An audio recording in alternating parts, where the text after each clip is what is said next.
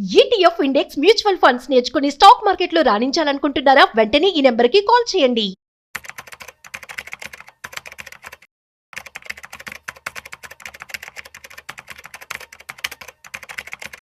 నమస్తే, welcome to Suman TV. నేను Udayasri. Present మనతో ఉన్నారు శ్రీనివాస్ గారు, amphi registered mutual fund distributor. ఆయనతో మాట్లాడదాం. నమస్తే అండి. నమస్తే అండి. సార్, చిన్న పిల్లల కోసం చాలా మంది ఎల్ఐసీలు చేయిస్తూ ఉంటారు కదా. అవును. ఈ ఎల్ఐసీలో ఉన్న బెస్ట్ ప్లాన్స్ ఏంటి సార్ పిల్లలకు చేయించాలంటే? లైఫ్ ఇన్సూరెన్స్ అయితే సేవింగ్ ప్రొడక్ట్స్. మ్యూచువల్ ఫండ్లో డిస్ట్రిబ్యూటర్స్గా ఉన్న వాళ్ళందరం కూడా టర్మ్ ఇన్సూరెన్స్ తీసుకోండి, మీ ఇన్వెస్ట్మెంట్స్ని ఇన్సూరెన్స్ని క్లబ్ చేయొద్దు, ఇన్సూరెన్స్ని వేరుగా చూడండి, టర్మ్ ఇన్సూరెన్స్ ఇన్వెస్ట్మెంట్ని వేరుగా చూడండి అని చెప్తాం. కానీ మనం ఎన్ని మాట్లాడుకున్నా కానీ ఎవరి ఆలోచన విధానం తగ్గట్టుగా వాళ్ళు పాలసీలు తీసుకుంటూనే ఉంటారు. ఇండియాలో దగ్గర దగ్గర 29 లైఫ్ ఇన్సూరెన్స్ కంపెనీస్ ఉంటే వీళ్ళ ఎల్ఐసికి వచ్చే ఓన్లీ ప్రాఫిట్స్ మిగతా 28 కంపెనీస్ బిజినెస్ కంటే కూడా ఎక్కువ. 29 ప్లేయర్స్ ఉంటే 28 మంది ప్లేయర్స్ యొక్క బిజినెస్ కన్నా ఎల్ఐసి ప్రాఫిట్స్ ఎక్కువ. అంటే ఆ విధమైన బిజినెస్ వాళ్ళు చేస్తూ ఉంటారు. వాళ్ళ దగ్గర ఉన్న బెస్ట్ ప్లాన్స్ అంటే ప్రతి ప్లాన్ కూడా బెస్ట్ ప్లానే. అంటే నేను మ్యూచువల్ ఫండ్లో ఎంత ఈ ఈ సిస్టమ్ ఇంత బాగుంటుంది, దీంట్లో రిటర్న్ ఎక్కువ వస్తుందని చెప్తాము, అట్లాగే అక్కడ ఉన్న వాతావరణానికి తగ్గట్టుగా అక్కడ కూడా ప్రతి ప్లాను బెస్ట్ ప్లానే. ఎందుకు బెస్ట్ ప్లాను అని చెప్తామంటే మ్యూచువల్ ఫండ్లో ఓన్లీ రిటర్న్ మాత్రమే మాట్లాడుతున్నాం, రిస్క్ గురించి ఏం మాట్లాడలేము ఇక్కడ. కానీ అక్కడ రిస్క్ కూడా ఉంటుంది, రిస్క్ ఇన్వాల్వ్ అయి ఉంటుంది. ఒక వ్యక్తి ఎవరైనా సరే ఎలాంటి ఇన్సూరెన్స్లో లేవు, నాకు ప్రొఫైల్ టర్మ్ ఇన్సూరెన్స్ పనికిరాదు, నేను టర్మ్ ఇన్సూరెన్స్ చేసుకునే స్థితిలో లేను అనుకున్న వాళ్ళకి ఏదో ఒక ఇన్సూరెన్స్ ప్లాన్ ఉంటే కనుక ఏదైనా అన్సర్టన్ వచ్చి పొరపాటున ఏమన్నా జరిగితే ఫ్యామిలీకి బ్యాక్గ్రౌండ్ ఉండాలి అంటే ఒక చిన్న ఇన్సూరెన్స్ ప్లాన్ అయితే ఉండాలి. అలాంటి ప్లాన్స్లో ఎల్ఐసిలో నాకు నచ్చిన ప్లాన్ అయితే జీవన్ లక్ష్య. ఎందుకు ఆ ప్లాన్ని అంత ఇదిగా మేము మాట్లాడతాము అంటే, మిగతా ప్లాన్స్ నచ్చలేదంటే ఎవరి ఆలోచన విధానం తగ్గట్టుగా వాళ్ళు ఉంటాం. రిటర్న్స్ చూసుకుంటాము, ఇన్వెస్ట్మెంట్ చూసుకుంటాము, ఇన్సూరెన్స్ కవర్ సరిపోతుందా లేదో చూసుకుంటాము, రకరకాల ఆస్పెక్ట్స్లో మనం ప్లాన్ సజెస్ట్ చేస్తూ ఉంటాం. జీవన్ లక్ష్య ప్లాన్ ఎందుకు అందరికీ టర్మ్ ఇన్సూరెన్స్ తీసుకోము అనుకున్న వాళ్ళందరూ జీవన్ లక్ష్య ప్లాన్ ఎందుకు తీసుకోవచ్చు అంటే, ఈ ప్లాన్ సపోజ్ ఒక 25 lakhs ప్లాన్ తీసుకున్నారు అనుకుందాం.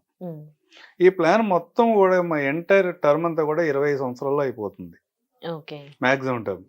మీరు పేమెంట్ చేసేదంతా కూడా ఒక 22 సంవత్సరాలు పేమెంట్ చేస్తారు, 25వ సంవత్సరంతో ప్లాన్ కంప్లీట్ అవుతుంది. అంటే మీరు టోటల్ ప్లాన్ టర్మ్ కంటే 3 సంవత్సరాలు ముందే మీ పేమెంట్ టర్మ్ అయిపోతుంది. జనరల్గా ఏ ఇన్సూరెన్స్ ప్లాన్ అయినా కానీ ఎంత రిటర్న్ జనరేట్ చేస్తుందంటే IRR 6% కంటే ఎక్కువ రిటర్న్స్ ఏవి రావు. మీ ఇన్వెస్ట్మెంట్ మీద వడ్డీ ఎంత వస్తుందంటే 6% మాత్రమే వస్తుంది.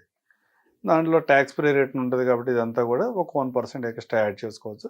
7% అని క్యాలిక్యులేట్ చేసుకుందాం. అంతకంటే నార్మల్ కండిషన్లో ఇంతకంటే ఎక్కువ రిటర్న్ అయితే రాదు. మేము మ్యూచువల్ ఫండ్ కాన్సెప్ట్ చెప్తున్నప్పుడు ఈ ప్లాన్స్తో పోల్చుకుంటే మ్యూచువల్ ఫండ్లో డబుల్ ద రిటర్న్ అయితే వర్కౌట్ అవుతుంది. కానీ జీవన్ లక్ష్య ఎందుకు చేసుకోవచ్చు అంటే, ఏదైనా అన్సర్టనిటీ వచ్చినప్పుడు, అంటే ఇన్సూరెన్స్ ప్లాన్స్ ఎందుకు చేస్తాం, ఎవరైతే ఎర్నింగ్ పర్సన్ కనుక పొరపాటున చనిపోతే ఫ్యామిలీకి ఎలాంటి ఇబ్బంది ఉండకూడదని ఇన్సూరెన్స్ ప్లాన్. అది టర్మ్ ఇన్సూరెన్స్ కావచ్చు, రెగ్యులర్ ఇన్సూరెన్స్, ఎండోమెంట్ ప్లాన్స్ కావచ్చు, ఏదైనా మేజర్ కాన్సెప్ట్ అదే. మిగతా అంత తర్వాత సేవింగ్స్ గురించి వీటి గురించి మాట్లాడతాం. ఈ జీవన్ లక్ష్య పాలసీలో మీరు సపోజ్ ఒక 25 లక్షల రూపాయల పాలసీ తీసుకున్నారు అనుకుందాం. ఎవరైనా వ్యక్తి పొరపాటున ఆ పాలసీ తీసుకున్న వ్యక్తి కనుక ఒక 5వ సంవత్సరమో 6వ సంవత్సరమో పొరపాటున కాలం చేసినట్లయితే ఇమీడియట్గా అతనికి నేను పాలసీ 25 లక్షలు తీసుకుంటే 25 లక్షల రూపాయలు పే చేస్తాను. ఒక 5 years పే చేశాడు. సంవత్సరానికి 1 లక్ష రూపాయలు 5 లక్షలు పే చేసి ఉంటాడు. అప్పటికి 5వ సంవత్సరం అనుకోకుండా కాలం చేశాడు అనుకుందాం. అక్కడ నేను ఇమీడియట్గా అతనికి 25 లక్షల పాలసీ కాబట్టి 25 లక్షలు పే చేస్తాను. 25 lakhs వచ్చేది. అక్కడ నుంచి ప్రతి సంవత్సరం పాలసీ మెచ్యూర్ అయ్యే వరకంటే ఇంకొక 20 సంవత్సరాల గ్యాప్ ఉంటుంది. ఆ 20 సంవత్సరాల వరకు ప్రతి సంవత్సరం నేను 2.5 లక్షలు వాళ్ళ నామినీకి పే చేసుకుంటే వెళ్తా. అంటే దగ్గర Okay. దగ్గర దగ్గర Right. ఈ పీరియడ్ లో దగ్గర దగ్గర 50 లక్షల రూపాయలు పే చేస్తాం. అవును. తర్వాత మెచ్యూరిటీగా ఏదైతే మేము మెచ్యూరిటీ ఆ పాలసీలో 50 lakhs వస్తుందని 25 lakhs అయితే ఆల్మోస్ట్ డబుల్ వస్తుంది, డబుల్ రిటర్న్స్ వస్తాయి. 50 lakhs ఏదైతే మెచ్యూరిటీ ప్రామిస్ చేస్తున్నారో Hmm. ఆ మెచ్యూరిటీ అమౌంట్ కూడా నామినీకి ఇస్తారు. Oh, super. అంటే ఈ ప్లాన్ ఎలా ఉపయోగపడుతుందంటే ఒక టర్మ్ ఇన్సూరెన్స్ లాగా అనుకోవచ్చు, Hmm. కానీ ప్రతి సందర్భంలోనూ మీకు మనీ వస్తుంది. Hmm. అదే. టర్మ్ ఇన్సూరెన్స్ ఏమైపోతుంది, ఏదైనా మీకు ఒక 2 కోట్ల 3 కోట్ల రూపాయల టర్మ్ ఇన్సూరెన్స్ ప్లాన్ మీరు తీసుకున్నా ఆ పర్టికులర్ టైంలో రిస్క్ ఏమైనా జరిగినప్పుడు ఇమీడియట్గా ఫ్యామిలీ మెంబర్స్కి ఇస్తాం, అక్కడతో అయిపోతుంది. అవును. ఆ మనీని వాళ్ళు ఎలా మేనేజ్ చేస్తారనేది వాళ్ళ ఇష్టం. అవును. వాళ్ళు ప్రాపర్గా మేనేజ్ చేసుకుంటారా, మిస్యూజ్ అవుతాయి అన్నది వేరే విషయం. కానీ ఇక్కడ ఏమవుతుంది, రిస్క్ జరగగానే లిక్విడిటీ ఉంటుంది. అక్కడి నుంచి ప్రతి సంవత్సరం పిల్లల ఎడ్యుకేషన్ అనుకోండి, ఇంకోటి అనుకోండి, ప్రతి సంవత్సరం మేము పే చేసుకుంటూ వెళ్తాం పాలసీ మెచ్యూరిటీ వరకు.